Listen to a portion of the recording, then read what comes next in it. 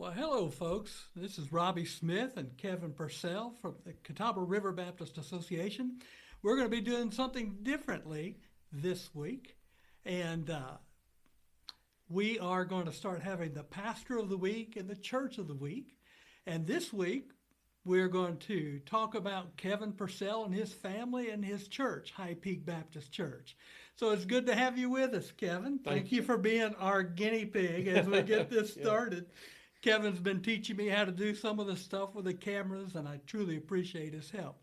Well, Kevin, brother, tell us about your church and what's going on specifically. First, start with who you are and a little bit about your family.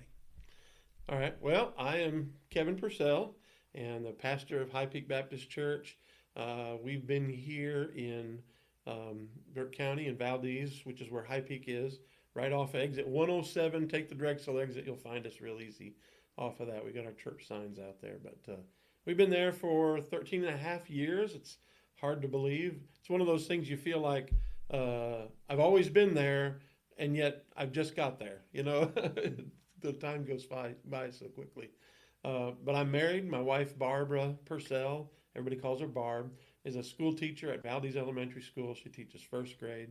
I've got two boys, both grown. Michael is 26 years old and graduated from Southeastern College and is hoping to be in the ministry. He's been doing some preaching, and so he's hoping to find a church where he can serve. My youngest son, Daniel, is still in college. He'll be going hopefully off to UNC Greensboro and to study film. And so that's us. Well, that's great. I know you've been at the church for a while, and folks, especially in Valdez and Morganton, know you very well. So tell us a bit about the church and the ministry that you have there at High Peak. Well, as you said, we've been there about 13 and a half years, and we're generally a small and traditional kind of church. We have Sunday school at 9:45, worship at 11. Used to have worship at 6. No one's doing a lot of things right now because of the pandemic, but hopefully we'll get back to that. And then Wednesday nights at 7 o'clock. Right now we're just doing adults. We're not having Sunday school and those kinds of things. So we aren't even having Sunday school. Hopefully in the fall we'll get back to that. But we're generally a traditional church. I think our greatest strength as a church is that we have a group that really loves on each other. And when someone has a need or a problem or an emotional concern or a prayer need, people are praying and people are giving and caring. That's, I'd say, the second biggest thing is we are a giving church, generous church. I've never been in a church that has given as much to outside mission causes. I think a total percentage of our budget is about 28% of our entire mission budget. So you might say we're almost missions poor, but I'm happy about that. I think that's a good thing. Well, and that's true. Your church is known for its outpouring of missions, whether it's sponsored from your church or you partnering with other churches and even associations to reach more people for Christ. Yeah, we tried to do that.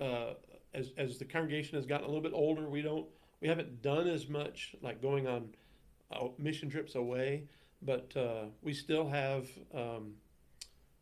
try to do as much as we can, like local missions and also supporting other causes, not just by giving money and praying, but collecting things. And last year we were really proud that we gave.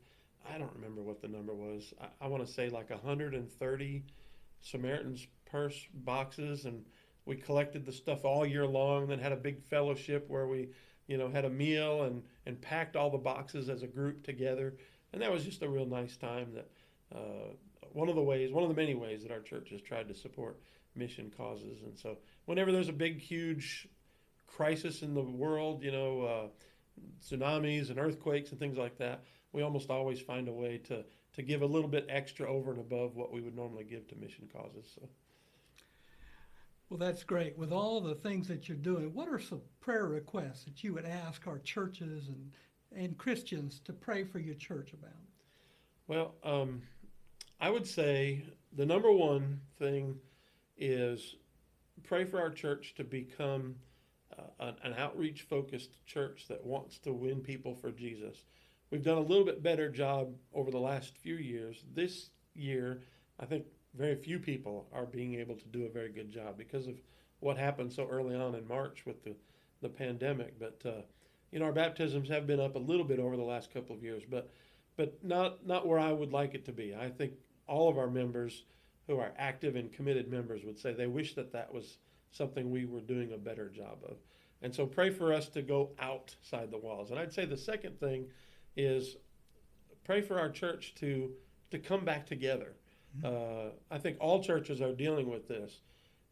Is church life going to go back to being a central part of Christians' lives? Or is it going to be something that we just kind of sit on the couch and watch online, or maybe not even do that anymore? And my fear is that there are going to be a lot of churches, a lot of Christians just kind of falling away because church really wasn't that important, but it was a habit. But now that it's no longer a habit and it wasn't that important, that they're not going to come back. And I don't think High Peak's the only one that has that concern. I think all of our churches have that concern. And so my prayer is that as things subside, I hope they subside. I hope it happens soon, like all of you do. But I hope that our folks come back and it becomes a central part of their lives again. Well, brother, we will pray for you. We'll be praying for the church.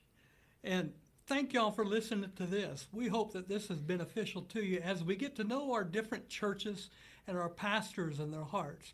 And Kevin, again, I thank you for helping us get this started. And your family's been very important to us as a family and as an association. So to God be the glory for all that you've been doing and for what's happening in your church. Y'all have a wonderful day. Thanks again for joining us. Bye.